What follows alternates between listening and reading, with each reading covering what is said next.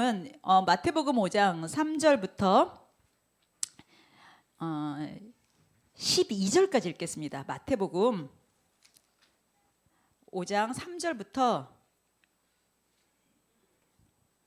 12절까지입니다. 같이 읽겠습니다. 자, 시작. 심령이 가난한 자는 복이 있나니 천국이 그들의 것이며, 애통하는 자는 복이 있나니 그들이 위로를 받을 것이며, 온유한 자는 복이 있나니 그들이 땅을 기업으로 받을 것이며, 의에 줄이고 목마른 자는 복이 있나니 그들이 배부를 것이며, 긍휼히 여기는 자는 복이 있나니 그들이 긍휼을 여김을 받을 것이며, 마음이 청결한 자는 복이 있나니 그들이 하나님을 볼 것이며, 화평하게 하는 자는 복이 있나니 그들이 하나님의 아들이라 일컬음을 받을 것이며, 의를 위하여 박해를 받는 자는 복이 있나니 천국이 그들의 것이며, 나를 말미암아 너희를 욕하고 박해하고 거짓으로 너희를 거슬러 모든 악한 말을 할 때에는 너희에게 복이 있나니 기뻐하고 즐거워하라. 하늘에서 너희의 상이 큼이라. 너희 전에 있던 사자들도 이같이 박해하였느니라. 아멘. 산상수훈이에요. 산상수훈. 그렇죠? 산에서 말씀하셨으니까 산상수훈이에요. 우리는 복을 되게 좋아합니다. 복. 그렇죠? 그래서 막 이렇게 축복의 말 되게 좋아하잖아요. 그래서 복으로 된 단어들 되게 많이 좋아하잖아요. 아유, 이 복덩어리 막 이런 거. 그렇죠? 아유, 복스러워. 먹는 것도 어쩜 이렇게 너무 복스럽게 먹니? 막 그런 얘기 들으면 기분 나쁠 사람 없어요. 근데 너는 진짜 돼지같이 먹는구나 이러면 얼마나 기분 나빠요. 근데 우리가 앞에다가 복이라는 단어만 넣어주면 어떻습니까? 그냥 환장해요. 너무 좋아요. 왜 이렇게 대한민국 사람들은 복을 좋아할까요?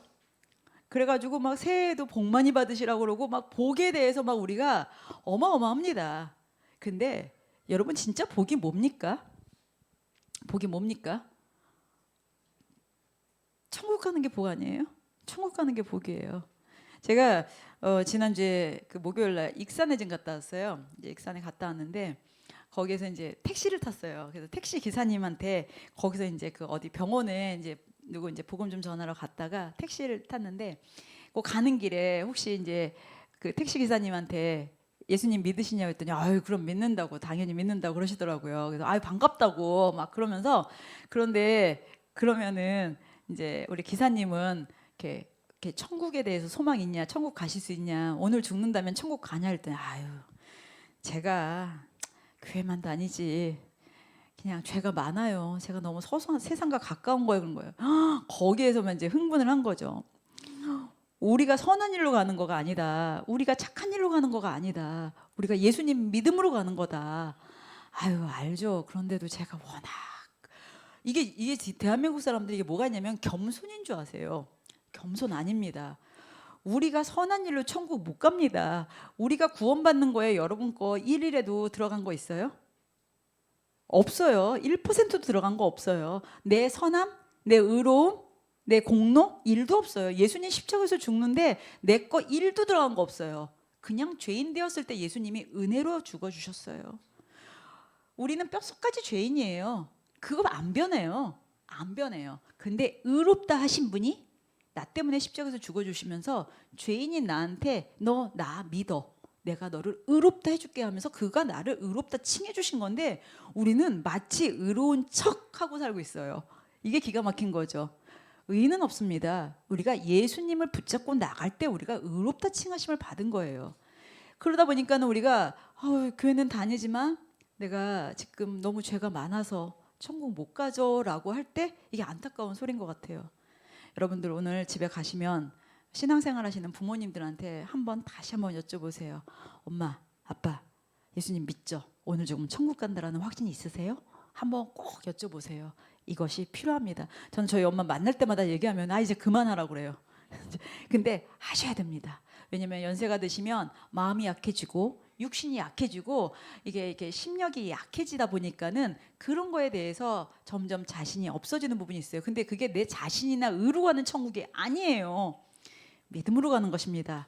자, 그런데 우리의 진짜 복은 뭡니까? 이 얘기하려고 하다가 우리의 복은 하나님의 나라 천국 가는 게 복인 거예요. 그 복이 우리에겐 진짜 복인 것입니다. 자, 예수님은 오늘 이 산상수훈 우리가 흔히 팔복이라고 그러잖아요.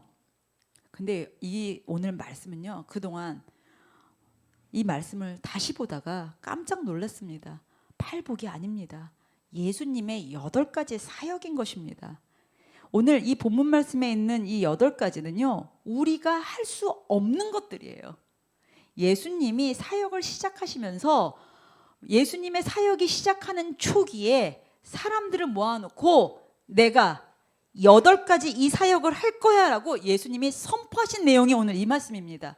오늘 하나 살펴보겠습니다. 우리가 그동안 얼마나 이것을 내가 심령이 가난하기 위해서 우리가 얼마나 애썼고, 우리가 애통하기 위하여 얼마나 애썼고, 그쵸? 우리가 막 온유하려고 얼마나 애를 썼고, 진짜 이를 악물어가면서 막 의에 주려고 목말라 하려고 했었는데, 이게 우리가 이 땅에서 절대 할 수 없는 것들이었어요. 오늘 본문 말씀 보면서 같이 보겠습니다. 왜냐하면 이 산상수훈은 우리 인간의 행위로 우리가 할 수 있는 것은 아닙니다. 그동안 이런 복의 그 모든 것의 주체자가 예수님이었다는 것을 한번 살펴보시겠는데요. 첫 번째가 심령이 가난한 자는 복이 있다고 그랬습니다.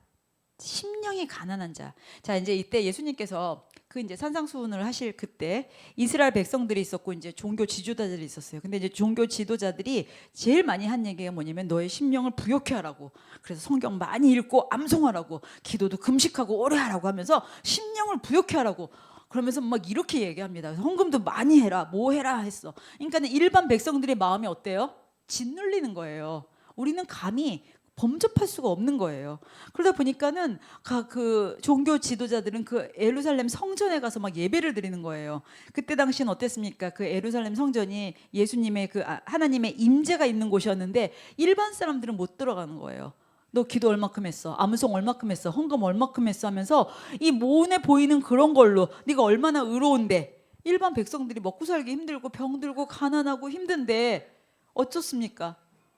그 성전에 들어갈 수가 없는 거예요. 그런 이때 이제 이스라엘 백성들은 정말 마음이 많이 눌려 있었습니다. 아무도 들어갈 수 없는 그 하나님의 임재, 그 예루살렘 성전에 들어가지 못했었어요. 그런 백성들이 얼마나 사모하고 있었겠어요. 그런데 이런 상황에서 예수님께서 그 산에 많은 백성들을 모아놓고서 심령이 가난한 자는 천국이 저희 거라고 딱 했습니다. 이때 어떤 일이 벌어졌을까요? 종교 지도자들은 얼마나 기분이 나빴겠어요. 그렇죠? 종교 지도자들은 뭐 하는 거야? 라는 딱. 근데 일반 백성들은 이거 뭐지? 이거 뭐지? 그렇죠? 왜냐하면 하나님께서는 심령이 가난한 자, 그 심령이 가난한 자는 어떤 자입니까? 돈도 없죠. 가난하죠. 능력도 없죠. 그 굶주린 자죠. 그런데 예수님께서 이렇게 심령이 가난함을 선포하셨을 때 백성들의 마음은 어땠을까요? 심령이 가난하다. 어떻습니까? 이게 영혼이 가난하고 육신도 몸도 마음도 모든 것이 비어 있다는 거예요. 아무것도 없다는 거예요. nothing이라는 거예요. 자, 그런데 그 심령이 가난한 자들을 우리가 3가지로 한번 살펴보면, 첫 번째는요, 하나님의 도움 없이는 못 사는 거예요. 하나님의 도움을 구하는 자로 어려운 상황이 되면 그 내 힘으로 해결할 수가 없어서 하나님 앞에 나아갈 수밖에 없는 자들이 심령이 가난한 자들이에요. 여러분 해당되십니까? 해당되시죠? 뭐 아직 저야 뭐 내 힘으로 아직 할 수 있어요 하시는 분들은 뭐 아직 해당이 안 되는 거고. 자, 두 번째는 어떤 사람이 심령이 가난한 자냐? 영적인 무능함을 깨달은 자예요. 다시 얘기해서 겸손한 자인 거죠. 어떤 겸손이냐면은 하나님의 인도하심을 전적으로 믿는 것이죠. 하나님의 도우심이 없이는 내가 살 수 없는 자는 거죠. 그 영적인 무능함이라는 것은 나는 죄 가운데만 있는 사람이에요. 그래서 하나님, 예수님 아니면은 난 절대 안 돼요 하는 사람이 심령이 가난한 자입니다. 3번째는 뭐예요? 영적 파산 상태에 있는 사람인 거죠. 내 죄가 너무 커. 내 죄가 너무 커. 이것을 인정하고 하나님, 내 죄를 내 힘으로는 도저히 해결할 수가 없습니다. 내가 죄의 문제를 해결할 수 없습니다. 그런데 우리의 죄의 문제를 누가 해줄 수 있어요? 우리 여기 힘센 남자가 해결해 줄 수 있어요? 우리 재호 힘세잖아. 우리 재호 형제가 해줄 수 있어요? 없어요. 사람은 해결해 줄 수 없어요. 예수님만이 해결해 줄 수 있는 거예요.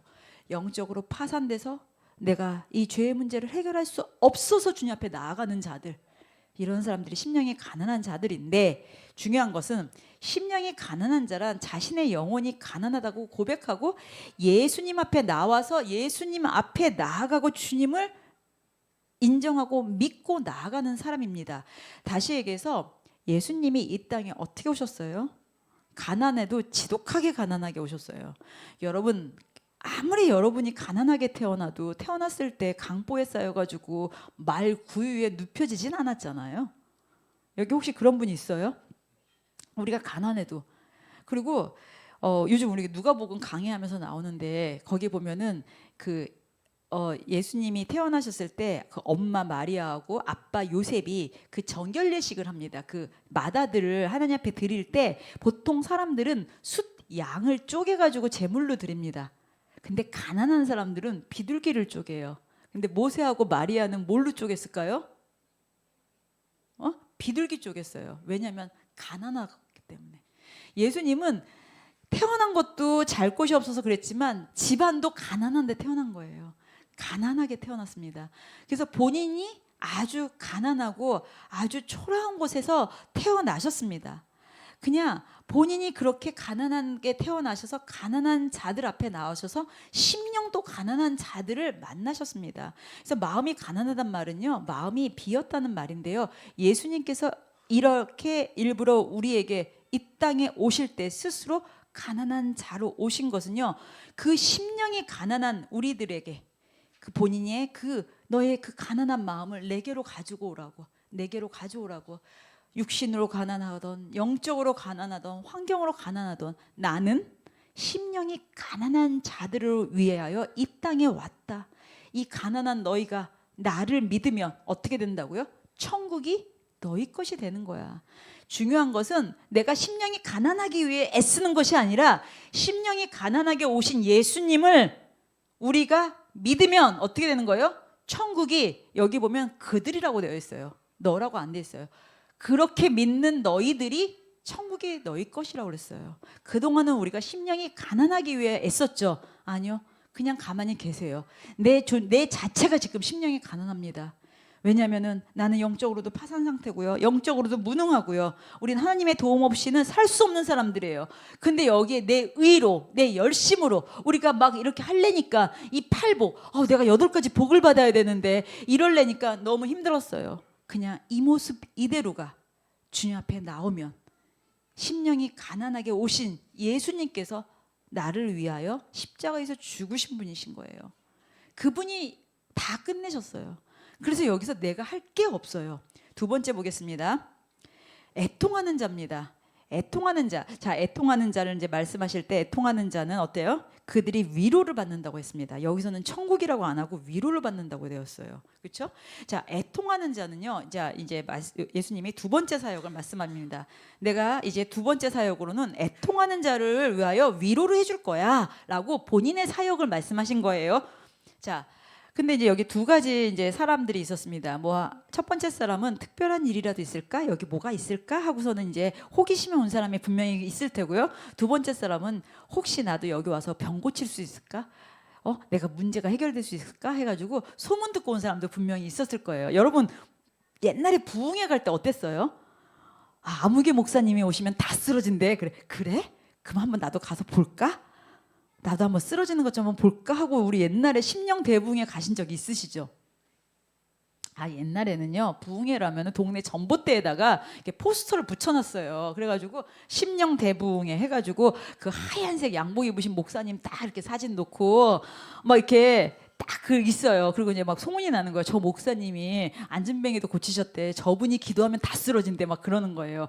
그러면은 호기심 애들 막 사람들이 동네 사람들이 다 가는 거예요. 막 반일하다 갔다 해놓고 그래가지고 구경하는 사람도 있어. 오늘 누가 쓰러지나? 오늘 누가 귀신이 나가나? 해가지고 이제 그거 보느냐고 온 사람이 있고 또 어떤 사람이 있어요? 내가 하나님 내 안에 너무나 더럽습니다. 하나님 내가 오늘 변화되기를 원합니다. 해서 오는 사람이 있어요.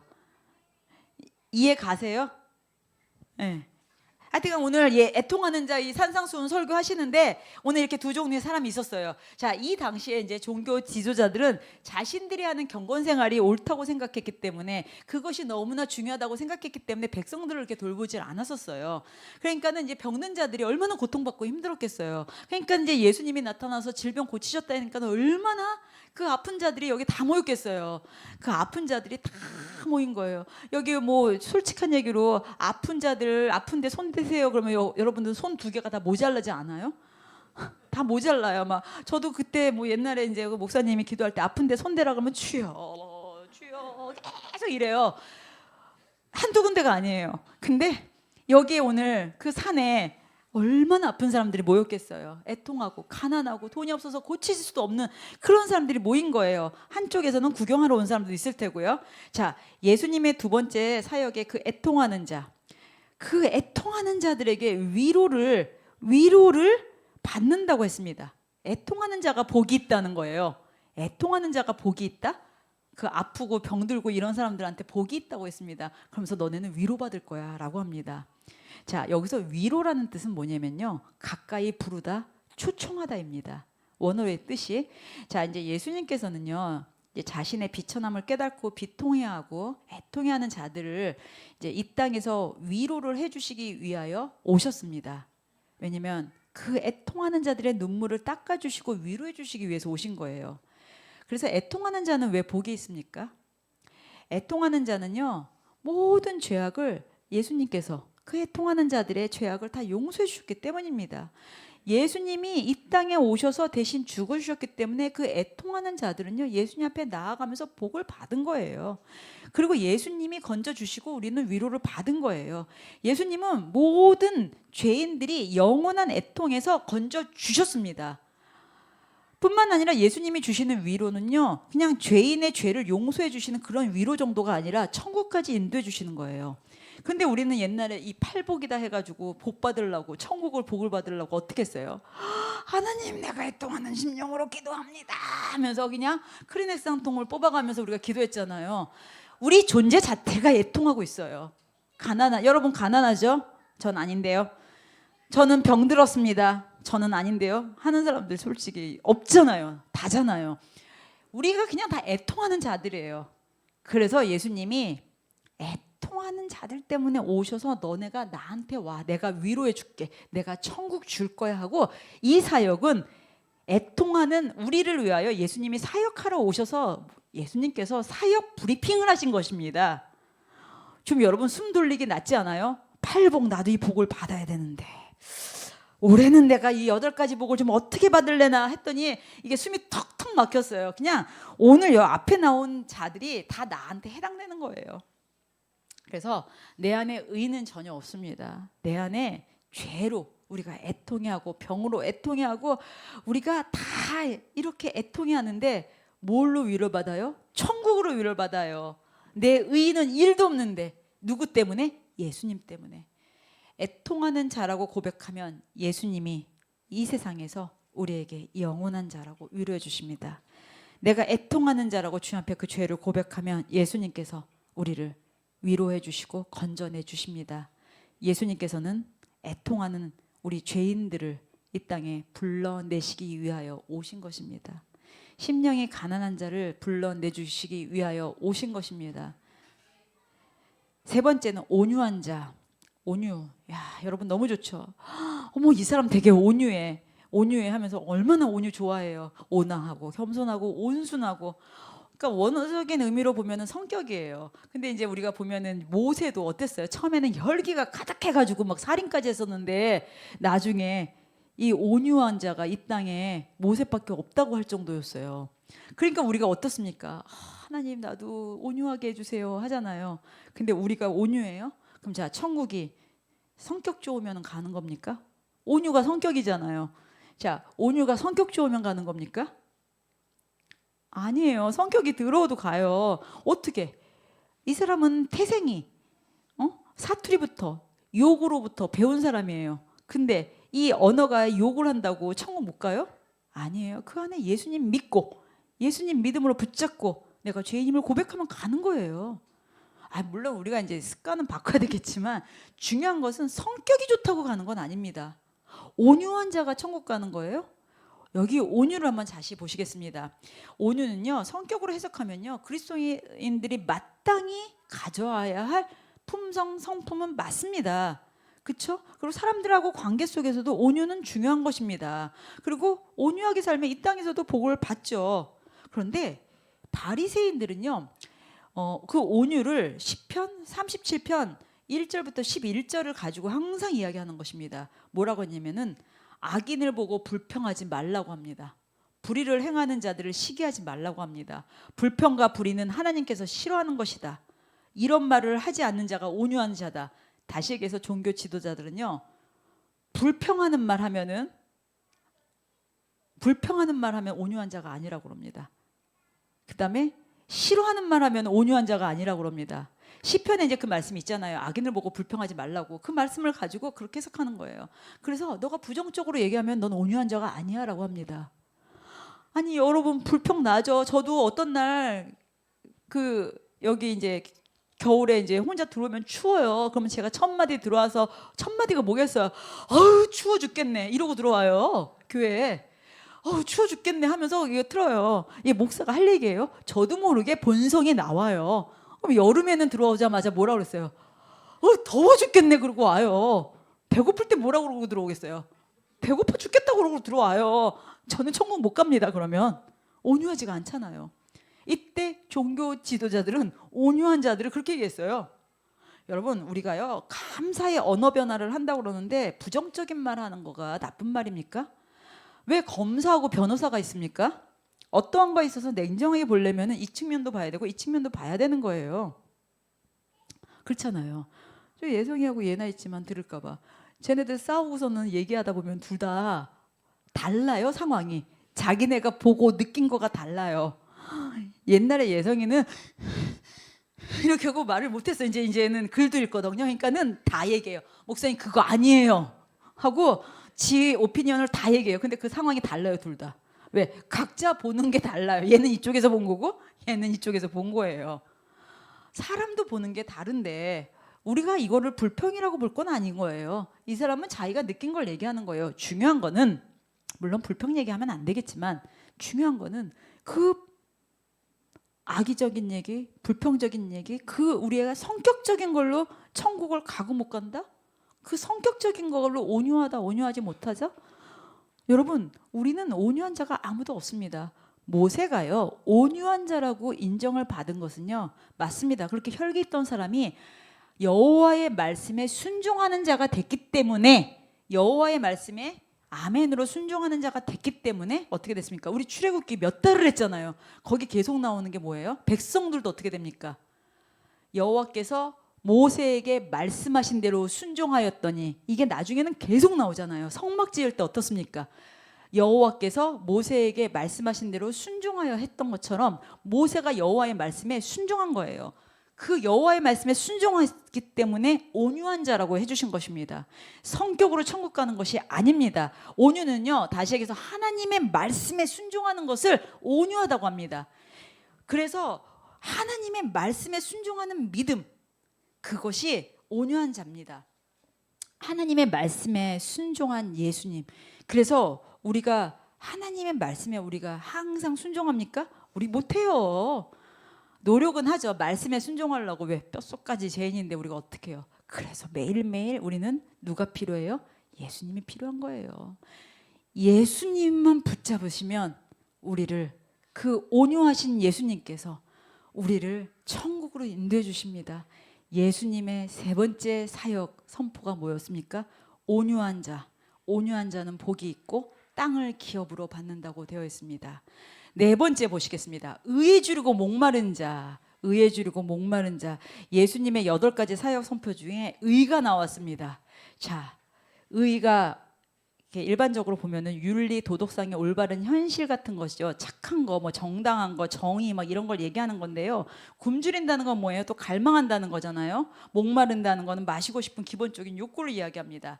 자, 그런데 여기 보면은 천국에 들어가기 위하여 의에 주리고, 우리가 우리의 선한 의, 착한 의, 우리가 공이 있어요? 없어요. 없어요. 여러분이 보시기에는 제가 이렇게 되게 착한 목사 같죠? 다 그러시네. 그런데 여러분이 보시기에는 제가 착한 목사 같지만 어디 가면은 제가 사기꾼이에요. 또 누군가한테는 거짓말쟁이에요. 다들 아니시라고 그러는데 이게 같은 사람이지만 이 사람은요 어디에서는 좋은 사람이고 어디에서는 후한 사람이고 어디에서는 또 되게 인색한 사람인 거예요. 그렇잖아요. 여러분도 그렇지 않아요? 누군가한테는 내가 밥 사줄게. 괜히 이 사람한테 그러고 싶어. 근데 이 사람한테는 믹스커피 한 잔 안 내주고 싶은 사람이 있어요. 그렇지 않아요? 우리 그렇잖아요. 여기 왔는데 어떤 사람 오면 주면은 커피 먹고 가 해가지고 믹스커피 막 2개씩 타줘. 근데 누가 와가지고 너무 미운 사람인데 커피 있어요? 그럼 없는데 어떡하지? 딱 그러잖아요. 우리 사람 보고 달라져요. 그렇잖아요. 우리가 의의가 있다고요? 없습니다. 부모님들도요 자식한테 하는 거 보면 다 달라요. 진짜 달라요. 큰 아들한테는 계란이 올라가 있어 도시락에. 그쵸? 막내한테는 어때요? 없어요. 부모님도 의 없어요. 그런데 우리가 의를 어쩌고 저쩌고 우리 의 없습니다. 부모님 불공평하세요. 솔직한 얘기 이거 속지 마세요. 그리고 지금 뭐 쟤네들이 그러더라고요. 동생들이 있어서 어때? 엄마 아빠가 잘해줘? 그랬더니 잘해준대. 근데 속지 마. 니네들이 동생들 때릴까봐 잘해주는 거야 라고 내가 속으로 말을 먹죠. 애들이 퍽 때리거나 미워할까봐 그래서 잘해주는 건데 되게 잘해준대요. 다 속는 건데 부모는요 거짓말쟁이에요. 의 없습니다. 사람의 의 있다고요? 없어요. 인간이 얼마나 못됐는데요. 막 드라마 같은 거 보면 모르잖아요. 막 그 남편 싫으면은 막 남편 칫솔 가지고 막 변기 닦고 막 다 해가지고 놓고. 그래서 여러분들 칫솔질 할 때 누가 이렇게 같이 한 집에 사는 사람 있으면 칫솔 항상 확인해 보시고 탁 하시고. 자, 인간의 본성에는 의가 없습니다. 그런데 우리한테 의 어쩌고 저쩌고 막 말씀 가지고 내가 의롭게 되려고요? 이건 우리 영역이 아닌 것입니다. 우리 영역이 아닌 것이에요. 자, 우리가 진짜 영생을 얻고 싶으면요 하나님의 의를 소중히 여겨야 됩니다. 하나님의 의입니다. 왜냐하면 우리는 죄인이었지만 어떻게 했어요? 우리가 죄인인 것을 인정하고 예수님을 믿기로 하면 의로우신 분이 우리를 어떻게 해줬어요? 의를 전가해 주셔서 우리를 의롭다 칭해 주신 거예요. 근데 착각하지 마세요. 내가 교회 장로거든, 내가 교회 30년째 다녔어 하면서 의로운 척 하지 마세요. 진짜로. 우리가 그 의는요 하나님의 의로 죄인한테 부여해 주신 하나님께서 전가해 주신 거예요. 하나님의 의인 거예요. 그래서 여기에 예수님의 관점으로 봤을 때 의에 줄인 자는 복이 있다 하지만 이것은 예수님이 이 지쳐있는 백성들한테 스스로 의에 배부른 자, 진짜 스스로 의가 있고 의가 가득 찬다. 너네들은 예수님이 필요 없어. 하지만 의에 목마른 자들에게는, 진짜 의에 목마른 자들에게는 우리가 얼마나 의에 목말라요. 여러분 죄 가운데 있을 때 의에 목마르잖아요. 여러분 죄 짓고 나면 어떻습니까? 내가 미쳤지, 내가 죄인이지 하고 가슴 치죠. 내가 왜 그랬을까 후회하죠. 막 그런 거 있죠. 저는 그래요. 전 죄 짓고 나면은 그래요. 내가 전 진짜 거짓말 많이 하거든요. 살짝 거짓말 많이 해요. 그래가지고 막 음식도 맛있으면 이거 진짜 맛있어 막 이러고 얘기해요. 이거 솔직히 거짓말이에요. 이게 어려서부터 몸에 뱄어요. 저희 어머니가 음식 못 하시잖아요. 그래가지고 막 진짜 빨리 끝내려고 막 저희 엄마 어때? 더 먹어. 맛있어. 막 어때? 그러면 이게 맛있다는 말이 나올 때까지 그 얘기를 하세요. 그러니까는 엄마 이거 진짜 맛있어. 나 이것만 먹고 끝낼게. 이제 이러다 보니까 제가 거짓말이 몸에 뱄어요. 그래가지고 제가 이거 진짜 맛있어 하면은 목사님 이거 저 거짓말하는 거구나 이렇게 생각하시면 돼요. 전 진짜 맛있는 거는 말하지 않습니다. 조용히 먹습니다. 뺏길까봐 욕심이 많아서 그래요. 여러분 안에도 마찬가지입니다. 우리 안에는요 의가 없어요. 의가 없습니다.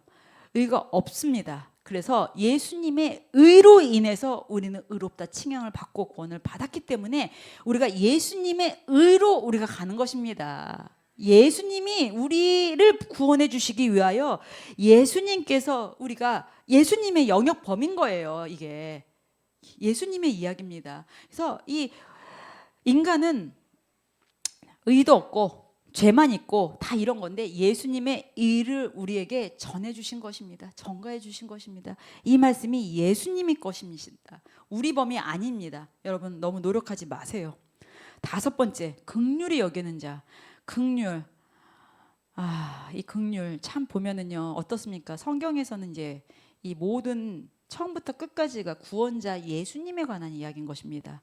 그런데 긍휼히 여기는 자는 자 복을 받는다고 했는데 자 긍휼히 여기는 그 구원자가 긍휼히 여기는 자는 누구예요? 하나님이 우리를 긍휼히 여기셔서 아들 예수님을 보내주신 거예요. 하나님이 우리를 긍휼히 여기셔서 보내주신 거예요. 그래서 그 예수님이 우리를 긍휼히 여기셔서 우리의 죄를 담당하시고 십자가에서 죽어주신 거예요.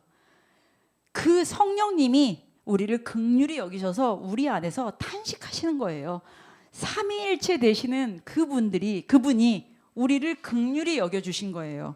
그래서 그분이 우리를 긍휼히 여겨서 우리를 구원할 기회를 주신 거예요. 그게 복음입니다. 비록 인간들은 죄인이지만 우리를 전부 긍휼히 여기셨다는 것이죠. 예수님이 왜 모르시겠어요? 그 종교 지도자들의 그 완악한 거 왜 모르시겠어요? 그런데 예수님께서 오셔가지고 종교 지도자들 그들은 예수님이 만약에 메시아면은 자기네들이 막 칭찬받을 줄 알았겠죠. 우리는 기도를 몇 시간씩 합니다. 우리는 금식을 이렇게 합니다. 우리는 성경 암송 이렇게 합니다. 우리는 예배 이렇게 오래 드립니다. 막 그러면서 얼마나 그랬겠어요. 근데 예수님이 오셔서 누구 찾아다녔어요? 세리하고 창녀들, 가난한 자들, 귀신 들린 자들, 아픈 자들만 찾아다니셨어요. 근데 여기서 보면은요, 왜 예수님께서는 종교 지도자들한테 의롭다고 한 적도 없으시고요, 세리나 또 창녀들한테 더럽다고 한 적도 없으세요. 그냥 긍휼히 여기셨어요. 우리를 긍휼히 여기셔서 그 세리와 창녀가 저임인 거예요. 그렇지 않아요? 그분이 우리를 긍휼히 여기셔서 이 땅에 오신 겁니다. 예수님이 심령이 가난한 자들 때문에 오신 것이고요. 예수님이 애통하는 자들 때문에 오신 것이고요. 예수님이 온유한 자들 때문에 오신 거고요. 온유한 자로 오신 것이고요. 예수님이 의에 줄고 목마른 자들 때문에 오신 것입니다. 여섯 번째는요, 마음이 청결한 자입니다. 마음 청결하다고요? 여러분 깨끗합니까? 안 깨끗하죠? 여기서 청결이라는 말은 깨끗하고 맑고 순수한 이렇게 이야기합니다. 맞아요. 천주교에서는요, 그 청결 이거 뭐 이렇게 수련 같은 거 많이 해요.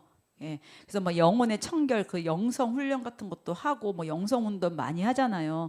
그래서 이제 마음이 청결해지면 뭐 하나님을 본다고 막 하는데 여러분 마음 얼마큼 청결해요? 전 하나님 못 보는데요. 그럼 나는 마음이 되게 안 깨끗한 거죠. 여러분 하나님 보세요. 모세도 하나님 얼굴 못 봤어요. 그 영광의 광채에 하나님 못 봤어요. 하나님이 우리에게 뭘로 보내주셨어요? 어떻게 보여주세요? 말씀으로 보내주셨잖아요. 마음이 하나님 보려고 여러분 막 마음 닦아 어떻게 닦아야 돼요? 뭐 안에 장기들 다 꺼내가지고 닦아야 되나 어떻게 해야 되나 아니면 락스를 마셔버려? 이게 어떻게 마음을 닦아야 돼요?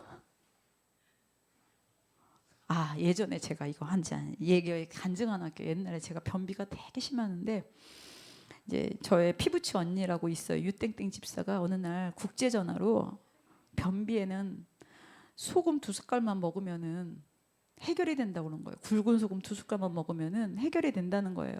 제가 이게 막 독이 올라가지고 변비가 너무 심해가지고 약도 안 들고 그러니까는 어떤 말이든지 붙잡을 때였어요. 진짜 소금 2숟갈을 거짓말 안 하고 소금 2숟갈 코를 막고 이 목구멍 안까지 집어 넣어가지고 물을 마셨어요. 2숟갈. 정말 이거 내가 여기서 거짓말하겠습니까? 간증입니다. 굵은 소금 2숟갈을 막고 목젖까지 숟가락을 넣고 진짜 물을 마셨어요. 그리고 물을 2리터를 마셨어요. 그 다음 사람 어떻게 되는 줄 아세요? 여러분 곱창 닦을 때 뭘로 닦는 줄 아세요? 소금으로 닦죠. 제 모든 장기가 쪼그라드는 것과 느껴지는 건데 사람이 그때부터 타들어가요. 그때 저는 이제 안녕히 가는 거였어요. 진짜 타들어가는데 이 목구멍에 여기 침이 다 말라가면서 이게 타들어가는데 물을 부어도 이게 해결이 안 되는 거예요. 물론 당연히 변비는 해결 안 됐고 저는 몇 날 며칠을 진짜 그 물을 왜냐면 이 목구멍이 이 타는 갈증이 이게 사람이 거의 돌아버려요. 수분이 다 빠져나가는 거예요. 이해가 안 가시는 분도 오늘 집에 가서 한번 해보셔요. 죽진 않더라고요. 이게 진짜 물을 마시는데 나중에 배가 이만해져요. 진짜 배가 이만해져. 제가 그 경험을 한번 한 적이 있어요. 제가 드리는 얘기는 뭐냐면은 우리가 마음이 청결하게 한다고 뭐 안에다가, 그러니까 어떻게 보면 소금 들어갔으니까 다 청결해져야 되는 건데 죽어요. 또 오늘 마음 청결하게 한다고 막 청결제 마시고 그러지 마세요. 마음 청결해지지 않습니다. 우리는 깨끗해지지도 않습니다. 우리는 뼛속까지 우리는 죄인이기 때문에 우리는 어떤 수련을 통해서도 불가능합니다. 소금을 저같이 많이 먹는다고 제가 그 뭐 오장육부가 다 깨끗해졌겠어요? 전혀 그런 일 없어요. 그냥 병만 납니다. 그냥 몸살 났어요. 그러고서는. 자, 그래서 우리가 어떤 걸 뭘 해도 깨끗해질 수가 없어요. 뭐 소금 아니고 락스 아니고 뭘 어떻게 하고 겉을 닦고 뭘 닦는다고 마음 청결해져요? 안 닦아집니다. 그래서 우리가 영성 수련해가지고 뭐 하나님을 본다고 하지만 영성 수련에서 하나님 얼마큼 봅니까? 하나님 보면 어떡할 건데요? 하나님 말씀에 다 하셨잖아요. 영성 운동은요, 하나님을 또 체험한다고 막 그렇게 이야기합니다. 그래서 이제 청주교에서는 이제 깨끗하게 하는 그 욕망을 막 멀리하는 훈련을 하고 하는 건데요. 여러분, 우리가 뭐 정욕을 없애기 위하여 막 모두 하고 한다고 그러지만 정욕이 없어집니까? 우리가 본능이 있는데 정욕 안 없어집니다. 그래가지고 뭐 또 기도 체험한다 해가지고 막 적고 뭐하고 별거 다 합니다. 뭐 예수님의 뭐 임재 체험한다고 해가지고 또 이제 그 타 종교에서 보면은 막 도도 닦고 막 다 해요. 여러분 그러잖아요. 하나님 아십니까? 도 닦으시 뭐 도를 아십니까? 막 이렇게 많이들 하죠. 그거 뭐 그러면서 나중에 이제 그 신을 만나는 거다 하는데 그렇다고 신 만납니까? 안 됩니다. 우리는 뭐 마음 수련 막 이런 것도 막 간판 붙어 있고 뭐 청결 뭐 운동 뭐 영성 훈련 안 됩니다. 우리는 아무것도 할 수 없습니다. 여기에 이 우리의 범위가 아닌 것을 우리가 하려고 하니까 이게 문제인 것입니다. 왜냐? 이 땅에 예수님은 마음이 청결한 자로서 예수님이 청결한 자로 이 땅에 오신 거예요. 예수님이 청결한 자로 오신 거예요. 우리가 그러니까는 청결하게 아무리 해가지고 오늘 이태리 타월로 빡빡 민다고 해도 우리는 청결이 해결이 안 되는데 그 예수님이 청결한 자로 이 땅에 오셨어요.